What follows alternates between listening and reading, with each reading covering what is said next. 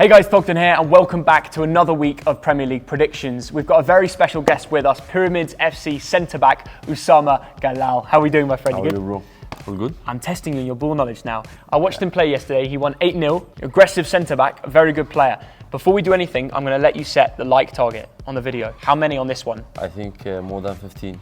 15? Yeah. Why not? The Usama effect, yeah? Let's do this. Hello from London, and I can't believe the scores last week. Thogdad got a miserable 5 points, Thogden got a delicious 7 points, and Chelsea, Rory, an incredible 10 points. Where did that come from? The scores are on the door. Somehow, I'm still in the lead, and Thogden is getting smashed.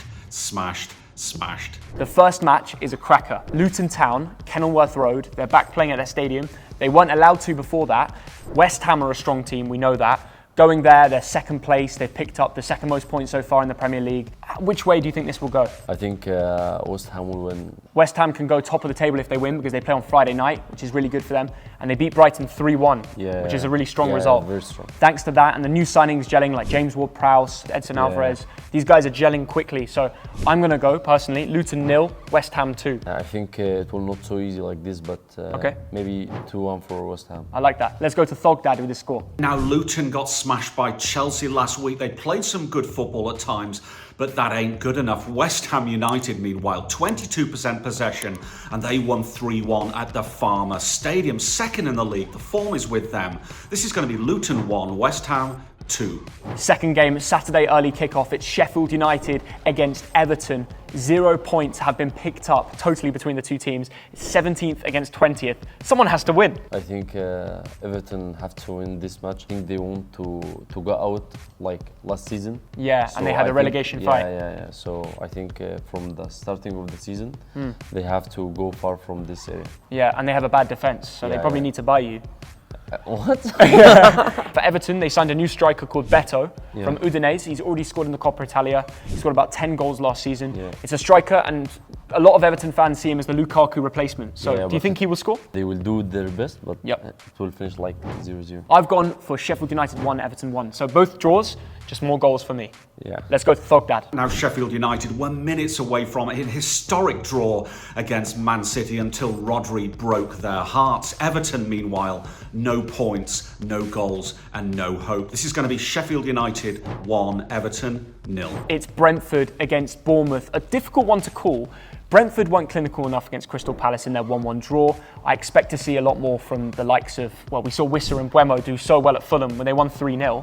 And then they didn't get me FPL points the week after. So I think this one they're going to cook. Brentford, very balanced team. Like they defend very well, and they have Wissa and Buemo. And Buemo, they very much quality. Yeah. So I think Brentford will go. They only have lost 3 matches in the last 24 at the G-Tech Community Stadium. That's an incredible record. Yeah. The second season syndrome didn't happen, and now they're in their 3rd year and they're doing well. So maybe Brentford could get a European spot, who knows? Yes. But they have to win games like this, and that's why I would say they will do 2-1. I think a 2-1 likely. Yeah, we agree? Yeah. We agree for the first time. Let's shake on it.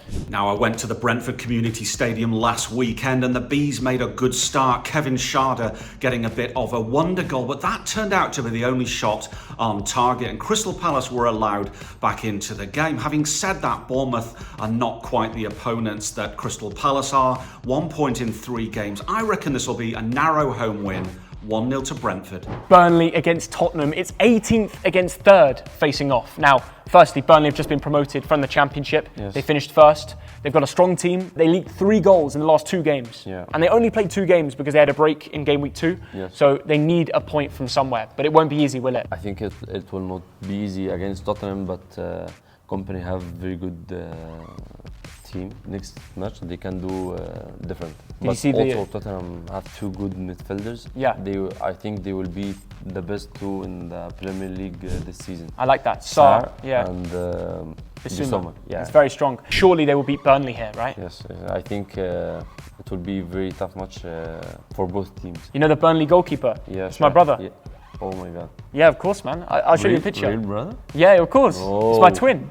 Oh my God. Sorry, Trafford. Burnley 0, Tottenham 2. I think it will be 1-0 for Tottenham. Burnley only managed 2 shots on target against Aston Villa, and they don't have any points on the board yet. And Turf Moor is the place where they need to start winning games. But they're playing a Tottenham Hotspur side who are in lovely form this season. Maddison and Kulusevski got the goals last week, and they're now third in the table. I reckon Spurs will edge it 2-1. Next match, we're going to West London, Stamford Bridge to be precise. Once again, they played Luton Town, they smashed them. Now Chelsea have to face Nottingham Forest. Yeah. What do you think about Chelsea, their transfer business? I think they need too much time to find the chemistry. Well, Nico Jackson is their new signing. He's scoring the goals. He's a very good player. Very good player. Yeah. Do you think they're going to score against Nottingham Forest? 2-0. 2-0? Yeah, for Chelsea. I've gone for 2-0 as well. Steve Cooper, he's a man of many wonders. It wouldn't surprise me. But very unlucky for them, Forest fans. They've had to play 3 of the big 6 in their first 4 games. Chelsea got a comfortable win over Luton last week, inspired by the brilliant Raheem Sterling, and he must feel like a new signing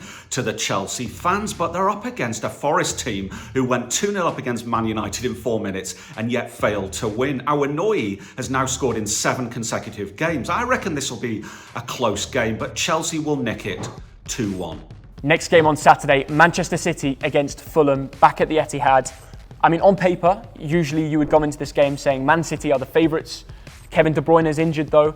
They've had a few problems, but they're clinical, aren't they? They're the only team in the whole of top flight football with a 100% record. Now, every match, you will say Man City win. They went to Arsenal away last week. They drew 2-2. It's a very strong result with 10 men as well. But Man City, you feel like it's very hard to score against them. Like most of time of the match, they have the ball. Over the last few weeks, I've said that Fulham are going to fall away without their new signings, but I genuinely think they might have a chance. However, they're too good. I'm going to back them to win again. Manchester City 2, Fulham 0. What about you? Man City 4. 4? Yeah. Wow. Over to Thogdad. Manchester City have got the only remaining 100% record in the division, and they're playing Fulham, who got a cracking point last week away at the Emirates. Who saw that one coming? But Calvin Bassey was sent off. They're going to miss him. This is going to be City 3, Fulham 0. Next game is 2 high-performing teams, but last week they both had a bit of a shocker. They both lost. Brighton at home to West Ham and Newcastle at home to Liverpool. Mo Salah, it wasn't him who got the goals, but he was involved with it. He got one of the assists. Darwin Núñez scored 2 late goals. You watched this game? Yeah, sure. Insane. Sure, yeah. Newcastle is a very hard team now. Like, they have many good players. Who's your favourite player from the Newcastle team? Joelinton. Joelinton, yeah. Yeah. For me, he's one of the best players in Premier League. Wow. He's underrated. And that's coming from a pro footballer. Is it because of the way he presses? Bro, he runs so much. He has too much quality. He passes very good. He pass and move. Underrated, yeah. I'm going to sit on the fence and say 1-1 draw. I think it will be more spicy. Let's go for 2-2. Brighton and Newcastle are 2 teams who lost at home last weekend, but how did that happen? Brighton had 25 shots and 78% possession, but somehow failed to win. And Newcastle played most of the game with an extra man over Liverpool. But let's forget last weekend and move forward to this delicious encounter. I reckon this will be a 1-1 draw. Next match, it's Crystal Palace against Wolves. Both these teams need to get points on board. Wolves did well last week to go to Everton and sneak a 1-0 win. Do you think Wolves have a chance going away to South London, picking up some points? I think maybe they can do it. Like Wolves team, like you can't predict their performance. However, Crystal Palace, different gravy. They've been unlucky the last few weeks. They did well to draw against Brentford. Yes. They've had some solid results. They beat Sheffield United to get 3 points early on. Now I think they will win. Eberechi Eze, every game has been incredible. He's in my FPL team. This time he's going to score and Crystal Palace are going to win 1-0. For me, 1-1. Crystal Palace played some good football against Brentford in the second half, and Joachim Andersen got the all-important equaliser there. He was great throughout the game, a really underrated player. And Wolves, a smash and grab at Goodison Park. That was a goal from Sasha Kaladzic back from injury. But I reckon this will go to the home side. Crystal Palace to win 1-0. Liverpool, Aston Villa. Yeah. Massive game. You're Egyptian. Mo Salah means everything, right? Yeah, for sure. He's the king. Have you met him before? Yeah, I played with him on national team. In national team? Yes. What is he like in the dressing room? He's so humble and so good, man. Yeah, and I have to say a shout out as well to the man himself. You just got called up to the national team again, right? Yeah, sure. So you're back from injury and you're playing? Yes, inshallah, in October. To be honest, I think Liverpool this season will be like the last season.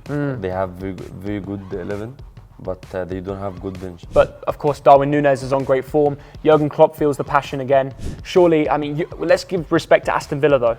They've been fighting well. Moussa Diaby, their new signing on the left wing. I love this guy from Leverkusen. Yeah. Yeah, he's a very good player. So quick. Yeah, he's so quick. If you were defending against him, it'd be a tough job, no? Yeah, very tough, very tough. I think 2-0 for Liverpool. 2-0 for Liverpool. How many goals for Mo Salah? 1. I've said a 2-2 draw. Liverpool and Aston Villa are two teams who won last weekend, and I've got 2 words to say about Liverpool: Darwin and Núñez. Now, Aston Villa enjoyed their last trip to Lancashire, beating Burnley, but this is going to be a tougher trip. I'm going to go with home advantage here. Liverpool 2, Villa 1. Arsenal, who finished second last year, against Manchester United, who finished fourth last year, but they've started very slow, United. They got the win at the start, but then they lost to Tottenham. Yes. They only edged it to Nottingham Forest 3-2. Bruno Fernandes played amazing, but you don't want to be that stressed out when you're playing Nottingham Forest at home. This is worrying for a club like Manchester United. And I do know that you're a United fan, right? Yeah. So this week is big for you, right? To be honest, I don't know. It's a lot of pressure on Ten Hag now. Yes. What do you think about Mason Mount signing for United? Will he be good, or are you worried? I think it's not like a very big addition. Well, personally for me, I think Arsenal must go back to a back 4, like they did last season, what worked. Gabriel has been dropped the last few weeks, and the Brazilian needs to go back into it. He's also on my FPL team. Yeah, the centre-back. Yeah. Why they drop him? Yeah, I think he's great. I don't know. It's a risky encounter, could go either way. I'm going to say 2-1 win, Saka to score the winner. I would go for 2-1 also. But you're a United fan. But I don't trust. I don't really trust them. this season. I don't trust them this season. Arsenal against Man United has got to be the game of the game week. Now, Arsenal dropped 2 points at home to Fulham last weekend, to 10-man Fulham, and you simply cannot do that. And Man United showed amazing spirit to come back from 2-0 down against Forest, but I'm still not convinced by them. Arsenal at home, and they were brilliant at home last season. I'm going to go for a 2-1 win to the Gunners. Osama, you're a legend, mate. I have to say thank you so much for coming on the channel. I leave tomorrow. I'm leaving tomorrow. Bro, I'm sorry. How did I play? Let's be in touch. Of course we'll be in touch. I thought you signed with the Pyramids. I know. Everybody thought. I'll come back for Egypt. I need a break. Okay. I go back to England, rest the legs, okay. and then I come back for the games, yeah? Sure. I'm ready for all the teams. Zamalek, Al Ali, I'm ready. Oh, CDM. waiting for you, bro. Waiting for you. Let's go.